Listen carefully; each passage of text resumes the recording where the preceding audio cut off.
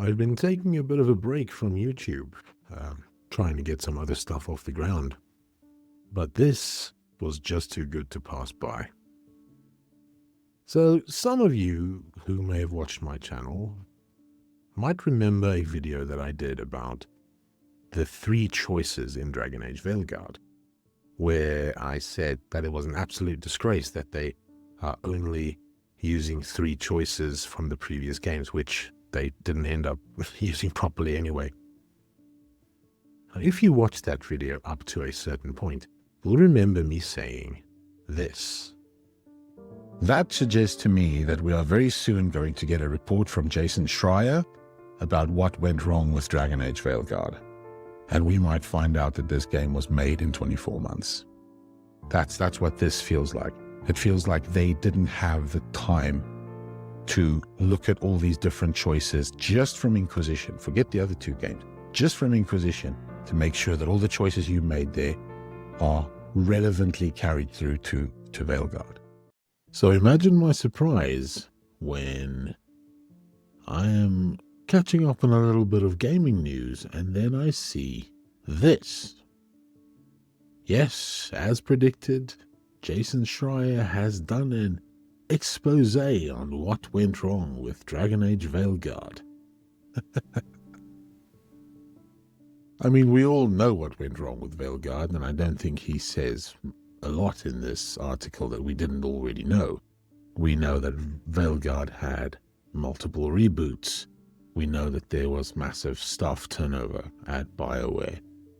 Everything mentioned in the article is mostly stuff we already knew, with one exception, which was the fact that the Mass Effect team came in and basically tried to salvage the unsalvageable. And if the whole thing is to be believed, it seems like the only good part about Veilguard, which is the final 5 hours, as I understand it, I didn't get that far in the game, but I understand that is the only good part of the game. That's where the game seems to remember that it's an RPG, and that part was done by the Mass Effect team. Or basically the Mass Effect team took over during that part and they just excluded the entire Dragon Age team and came up with something halfway decent for the final 5 hours. Now that interests me a little bit because, as we all know, Mass Effect 5 is coming somewhere down the line if BioWare isn't shut down before that. And it gives you just a teensy tiny little bit of hope that maybe the next Mass Effect game is in relatively good hands. I mean, if they could take a pile of horse manure like Dragon Age Veilguard and somehow squeeze out a decent ending out of that game, then who knows what they can do with the next Mass Effect game. And then what really frustrated me actually is the way that the article tries to paint the Mass Effect team almost as the bad guys for coming in and kind of taking over and excluding the Dragon Age leadership from important meetings.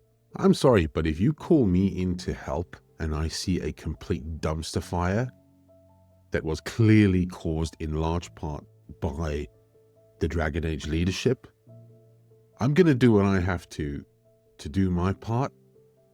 And if that means excluding you entirely, so be it. I do think that the Mass Effect leadership probably out of necessity burned the Dragon Age leadership with higher ups. And you know what? I think they were perfectly in their right to do so, because I have zero sympathy with the leadership of the Dragon Age team. I very much sympathize with the developers of Dragon Age Veilguard, you know, the on-the-ground people actually doing the programming, the level design, the art, even some of the writing. I sympathize with them. But the leadership, they are to blame. Because after that pivot, after the pivot in 2020, where EA said, okay, let's go back to single player, that's where Dragon Age leadership would have really needed to just show some balls and do what they needed to do. And I really feel that that leadership team, the Dragon Age Veilguard leadership team, you know who we're talking about, I think you could have given them another 15 years and $100 million and they still would have messed it up because they had the wrong creative vision. I mean, they all wrote those scenes. They wrote those things and they allowed those things to get into the game.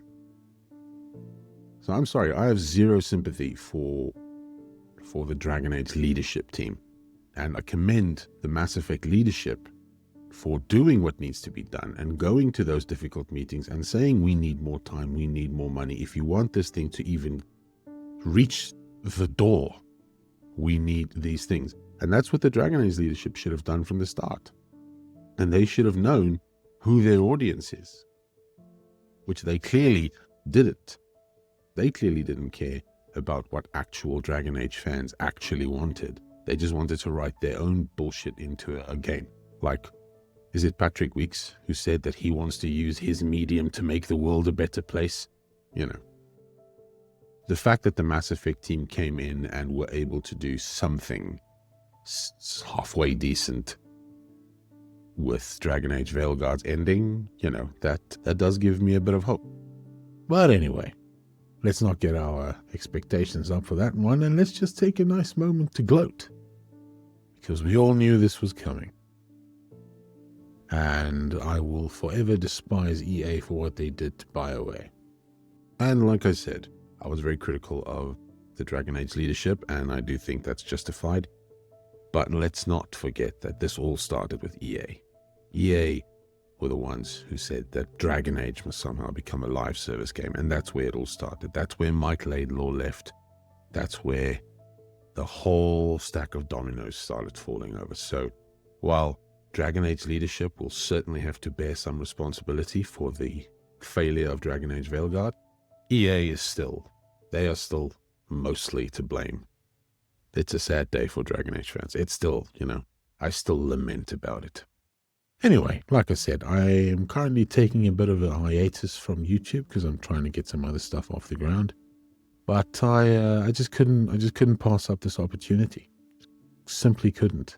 I had to gloat a little bit. I know I'm being petty, but I had to gloat. I had to point out that I predicted this months ago. And here we are. Anyway, cheers everybody.